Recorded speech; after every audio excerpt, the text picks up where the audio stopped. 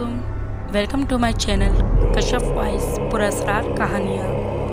कहानी शुरू करने से पहले आप सबसे गुजारिश है मेरे चैनल को सब्सक्राइब करें, बेल आइकन को क्लिक करें ताकि मेरी नई आने वाली वीडियोस का नोटिफिकेशन आपको मिल सके।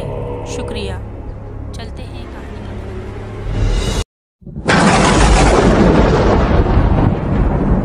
अहमर मेज़ पर बैठा हुआ था। दफ्तर अहमर के अकब में दरवाज़ा आहिस्तगी से खुला और एक शख्स साई की तरह बे आवाज़ अंदर दाखिल हो गया। इसके हाथ में रिवाल्वर दबा हुआ था। क्या हाल है अहमर? अचानक नवारिद ने आवाज़ उभरी। इसके लहजे में गुस्सा और तलखी आया थी। कमरे की फ़िज़ा मुर्तइश होकर रह गई। अहमर बुरी तरह चौंका और तेज़ी से उठकर खड़ा हो गया।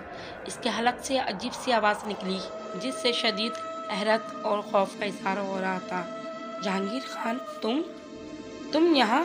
अहमर की आवाज़ गोया हलक में अटकने लगी। वो फटी फटी आंखों से नवारिद को देख रहा था जिसके चेहरे पर शदीद गुस्से और नफरत के आसार थे।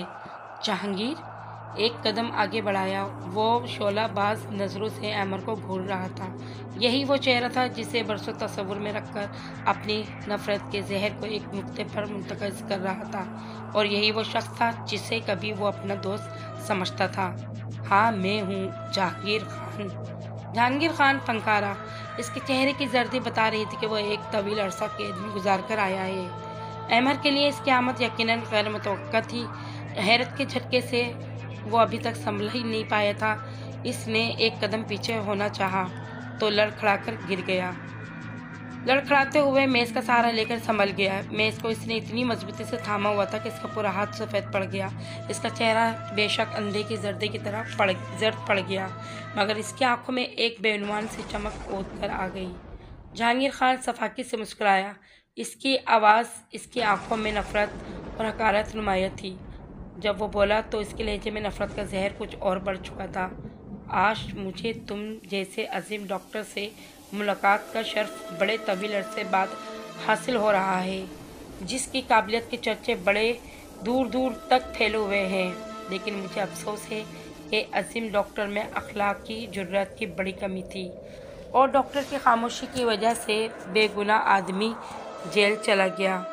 जहांगीर खान गुर्राया। अहमर हुसैन खामोश खड़ा था। दर हकीकत इसका जहन 15 बरस पीछे चला गया था। वो दिन इसकी नज़रों में घूमने लगा जब इसने अपना पेशवराना ज़िंदगी का आगाज़ किया था।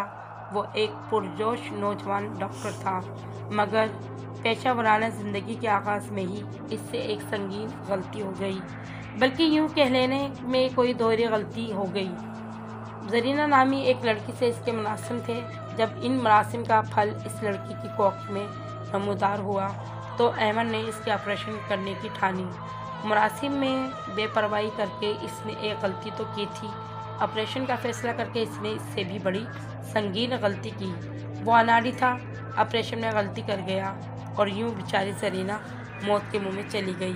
जरीना की मौत के वक्त इसका भाई ऑपरेशन रूम में आ धमका। इसके भाई का नाम समर खान था।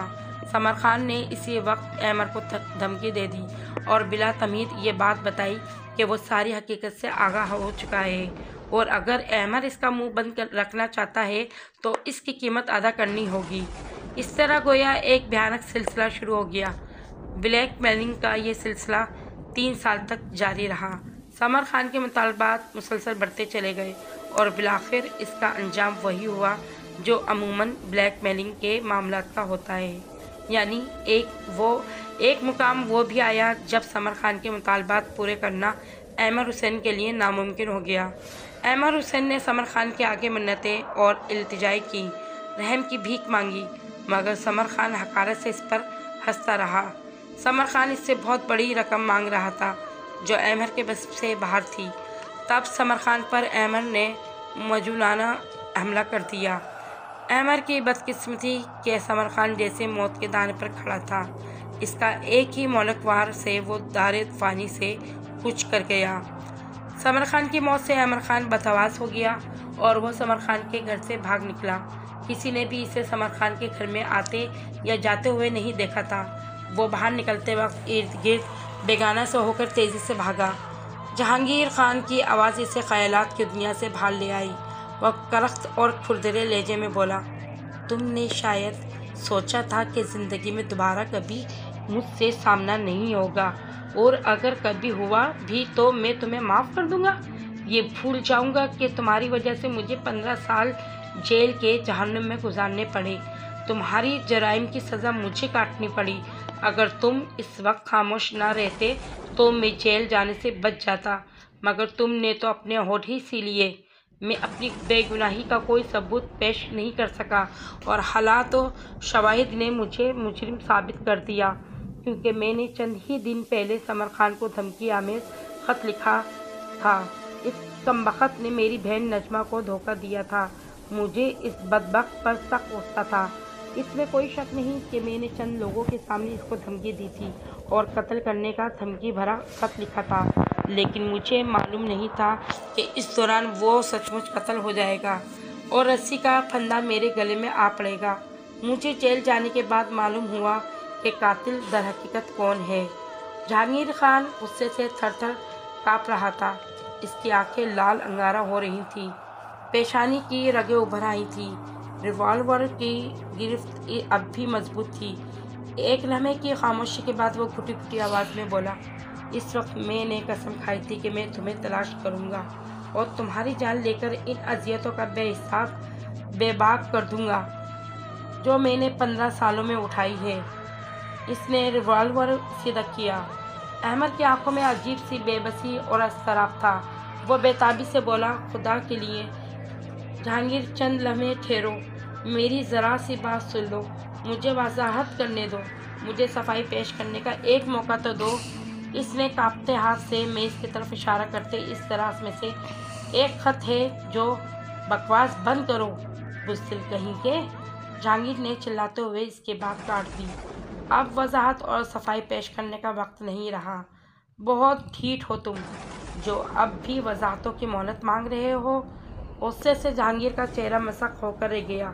اس نے ریوالور پر گرفت مضبوط کر لی۔ دیکھو، خدا کے لیے مجھے مت مارو، مجھے صرف ایک موقع دو۔ میں نے خاموش، اپنی بکواس بند کرو، کیونکہ آج حساب کا دن ہے اور میں اجل کا فرشتہ بن کر آیا ہوں۔ اس کے الفاظ میں واضح درندگی محسوس کی جا سکتی تھی۔ اس کے چہرے پر نفرت آخری حد تک چھائی ہوئی تھی۔ اس نے ٹریگر دبا دیا، ہلکا سا دھماکہ ہوا اور احمد سینے پر ہاتھ رکھ کر اوندے منہ فرش پر گر پڑا۔ جہانگیر نے ریوالور جھکا لیا اور چند لمحے تک اپنے قدموں میں پڑے ہوئے بے جان جسم کو تکتا رہا۔ دھیرے دھیرے اس کے اعصاب پرسکون ہو رہے تھے۔ بہت خوب، میرے لیے تو یہاں ڈرنک بھی موجود ہے، اس نے بآواز بلند کہا اور گلاس اٹھا کر ایک ہی سانس میں خالی کر دیا۔ یہ جام تمہارے نام کا تھا، آبانی احمد حسین۔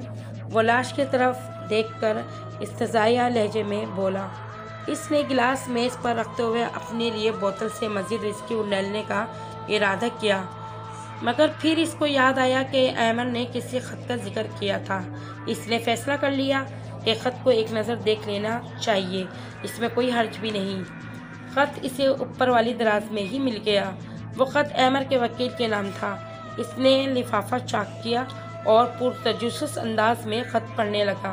خط پڑھتے پڑھتے وہ بے یقینی سے نفی میں سر ہلانے لگا۔ اس کے سینے میں درد کی شدید لہر اٹھی۔ وہ خط کی آخری سطریں نہیں پڑھ سکا۔ الفاظ اس کی آنکھوں کے سامنے دھندلا گئے۔ اس کی ٹانگوں میں جان ہی نہیں رہی۔ وہ فرش پر کٹے ہوئے شہتر کی طرح گر گیا۔ اس کے جسم کو شدید جھٹکے لگ رہے تھے، نزع کا عالم تھا۔ بالآخر اس کا جسم ساخت ہو گیا اور بے نور آنکھیں کھلی کی کھلی رہ گئیں۔ خط اس کے قریب ہی پڑا تھا۔ اس کا مضمون یہ تھا، وکیل صاحب، یہ خط آپ سے آخری بار رابطے کا ذریعہ بنے گا۔ اس کے بعد میں کبھی بھی آپ کو کسی بھی کام کی زحمت نہیں دوں گا۔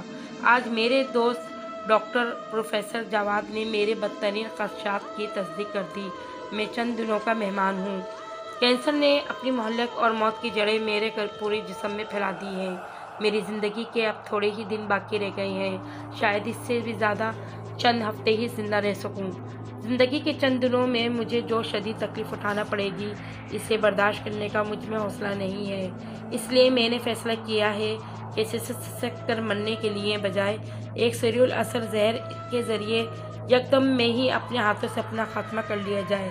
میں نے سنا ہے کہ جہانگیر خان جیل سے رہا ہو گیا ہے۔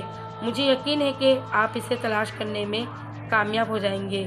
یہ تو میں آپ کو بتا ہی چکا ہوں کہ میں نے اپنی تمام جائیداد اور دولت جہانگیر خان کے نام کر دی ہے، اور جو وصیت آپ کے پاس ہے وہ جہانگیر خان کو پہنچا دی جائے۔